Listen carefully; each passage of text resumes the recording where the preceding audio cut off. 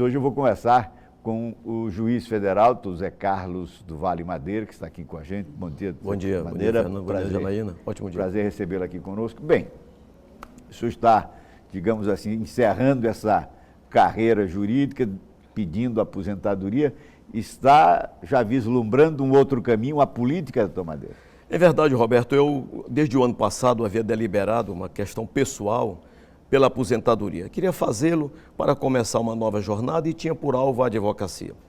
No entanto, ao final do ano passado, sensibilizado por conversa com alguns amigos, passei a cogitar da possibilidade de entrar na política e colocar o meu nome neste tabuleiro de 2020 como candidato a prefeito de São Luís. Então isso começou numa situação muito primária, muito embrionária e veio crescendo nos últimos meses, de sorte que agora, tendo formalizado o pedido de aposentadoria, eu estou decidido a partir do dia 11 de janeiro, quando perco o vínculo com a magistratura federal, a ter o meu nome inserido na condição de pré-candidato. E as conversas com os partidos, como é que isso está se dando? Já definido? Muitos partidos me procuraram, mas eu tive o cuidado, até pelos impedimentos legais, de não deixar que isso avançasse tão intensamente. Deixei para tratar disso mais objetivamente após o dia 11 de janeiro. Só a partir daí?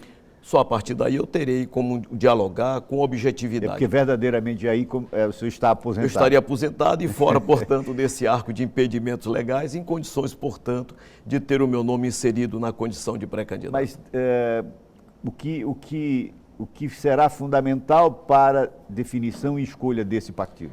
Eu terei que buscar um partido que tenha pelo menos dois elementos essenciais. Um, evidentemente, ele tem tempo de TV, porque ainda que eu tenha um certo conhecimento com segmentos expressivos da sociedade, formadores de opinião, conseguir ter o meu nome bem inserido nesse contexto, professor universitário, decisões de grande impacto, enfim, isso projeta uma imagem boa. No entanto, é óbvio que São Luís tem 700 mil eleitores, a necessidade de ser conhecido na base dessa pirâmide político, partidária, digamos, eleitoral até. Então, diante disso, eu precisaria, obviamente, com qualquer candidato que queira ser competitivo, que queira ser assertivo, de um partido que tenha esse tempo de TV. E, além disso, e mais importante até, o partido não poderá, sob hipótese alguma, Roberto, desconstituir o meu DNA de magistrado. Eu não posso entrar na política, se efetivamente entrar, sem preservar esses fundamentos essenciais da minha vida, da minha carreira, que é a magistratura, ou seja, ter os ideais de correção e de justiça como essenciais na minha vida. A gente vive um momento em que há um descrédito muito grande da sociedade, da população, né, do cidadão em relação à política.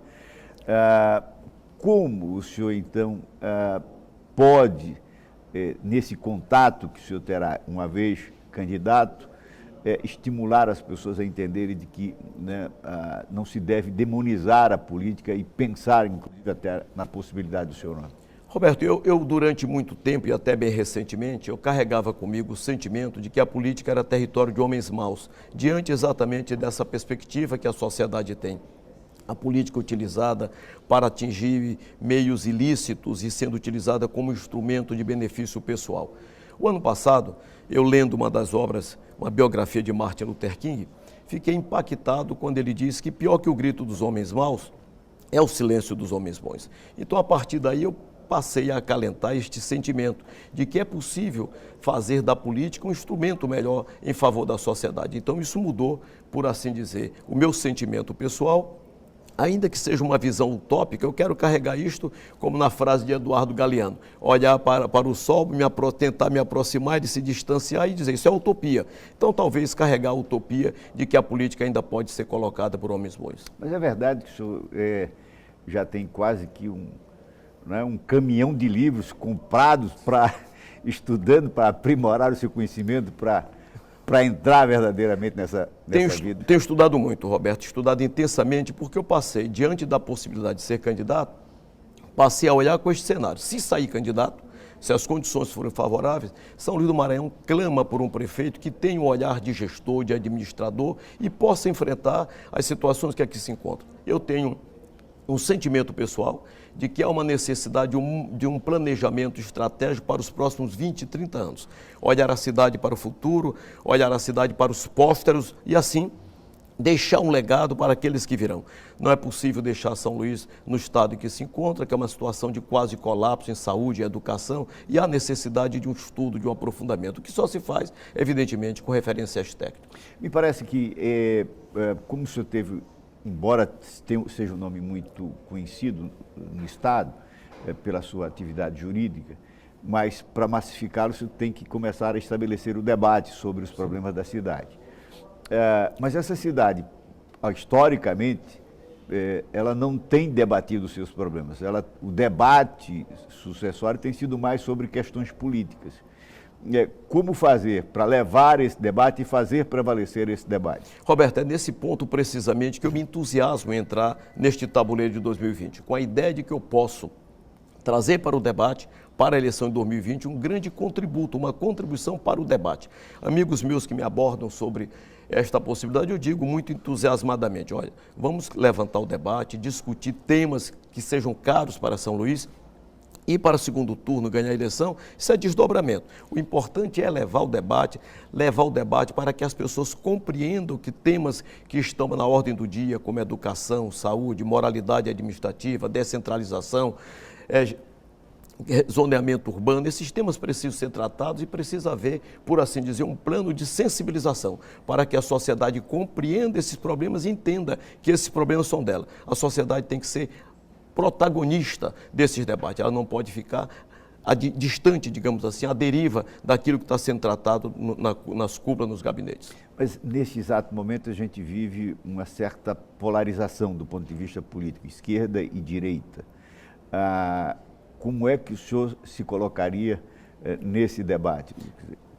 Eu acho que esse debate é um debate que vem perdendo substância porque muitos candidatos ou muitos políticos que estão naquilo que se chama direita, que deve ter um poder, acabam adotando medidas que são tipicamente de esquerda e outros que estão no poder com o discurso da esquerda acabam adotando medidas que são tipicamente da direita. Então isso perde um pouco de substância. De qualquer maneira, o meu olhar é olhar para as pessoas.